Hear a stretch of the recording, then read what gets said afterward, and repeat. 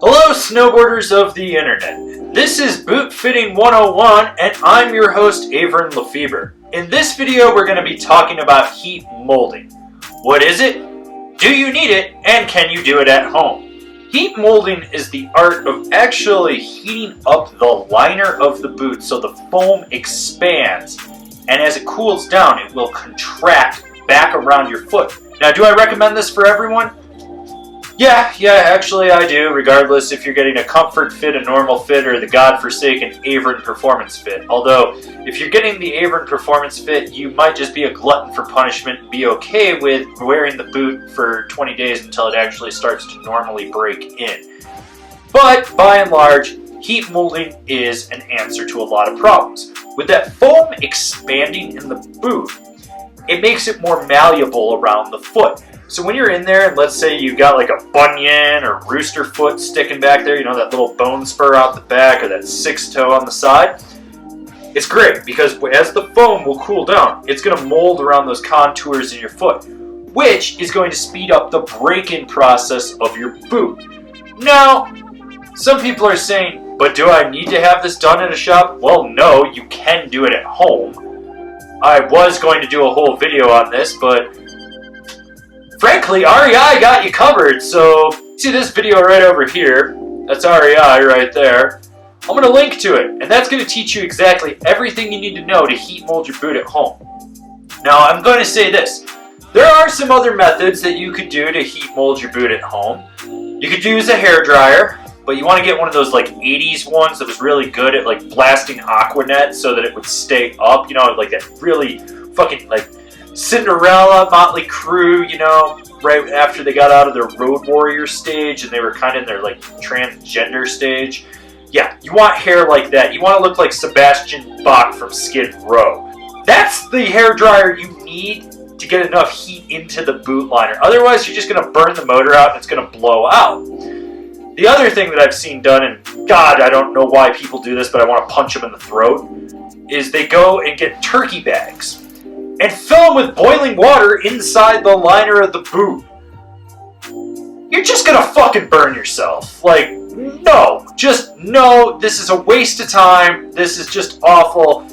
Do the instructions from the REI video I just gave you right there. The one I'm linking to. Wherever you see it. Like, the description of this video will have the link to that video. That's what you need. That's it. Like, that video will cover it. The other thing you can do is you can put it in your oven at about 130 degrees on a cookie sheet, and you can bake it for about 7 to 12 minutes. Once again, I really do not want any of you guys doing this at home because someone is going to probably find me liable if I tell you exactly how to do this, and I'm not down with that. So do the REI method if you're going to do it at home. Otherwise, you can go to your local snowboard shop. Basically, it's going to be on the stack for about 15 minutes. It's going to cause that foam to heat up, and you can put toe caps on if you need to get a little more room in the toe box. You know, you can put foam based around on your foot over a sock, and that'll blow it out a little bit. All you're going to do is put your foot in that boot after it's off the stack, tie it up like normal, stand about shoulder width apart, or whatever your stance is, and put a little wedge under the toes so your heels are elevated. And you're going to stand there with your knees bent in a riding position, and it's going to cool down. And as it cools down, it's going to mold your foot. Now, some people will tell you should walk around. No. That is not what you want to do in that boot at all, because that's going to create different pressure points, and it's going to blow out areas, and they're going to cool down different because your foot's moving in there. I mean, think about it. You want this for optimal riding, not for optimal lodge pimping. So if you're going for optimal lodge pimping, then walk around. I don't give a shit. It's not going to matter because you don't care about snowboarding. But if you actually care about snowboarding and getting optimal fit, do what I said. Shoulder width apart, knees bent, riding stance, toes elevated with a wedge underneath them so you sink back into that heel pocket. And you're going to stand there for about 7 to 12 minutes. I mean, 10 is pretty much optimal, and it's going to cool down, and then it's going to be molded to your foot. And that's it. One thing that you should remember when you do get your boots molded is to have your insoles with you. You want them in the boot. When they're heating them on the stacks, be sure to pull the footbed out. You want the liner to fully expand with all the ways it can.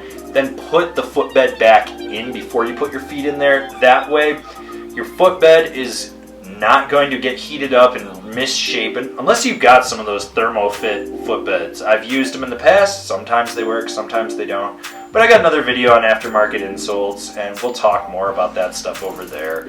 Now, you can heat mold an Intuition liner like this. This is a K2 liner, but REI has them, other companies have them, anywhere between 5 to 10 times.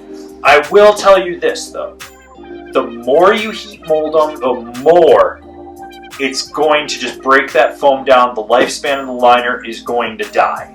So that is something that you have to take into consideration.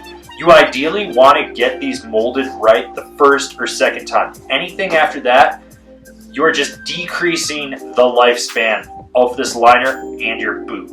So if you're really worried about it, do it once, do it twice. If you're doing it a third time, don't go anymore. I really wouldn't.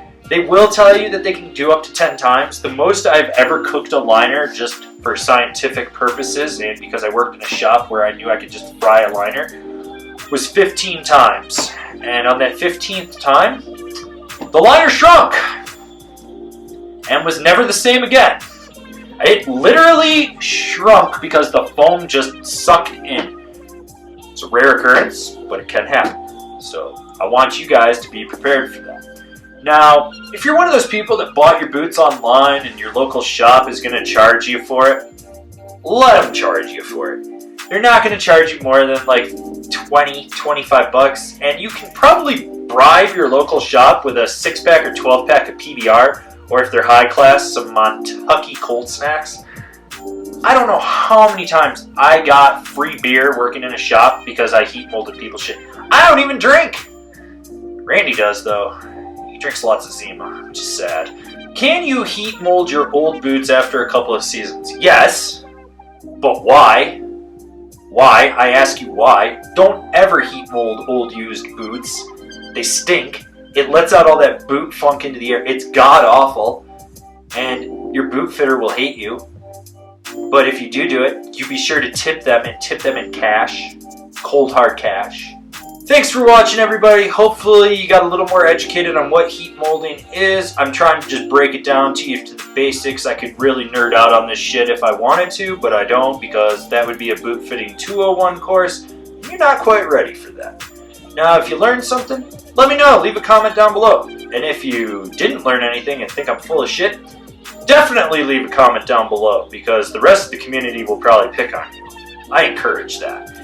Anyways, if you're new here, remember to subscribe, click the bell, get those notifications. And if you want to support us, check out Angrysnowboarder.vip. Yeah, it's a little bit of a paywall, but we have perks over there like stickers. And you're allowed to give us ideas on what you want to see content-wise. Because we couldn't do this without you. You're part of our community. Even though I probably won't ride the chairlift with you. Well, scratch that, I might just suck it up. Anyways, thanks for watching. I'll see you in another video.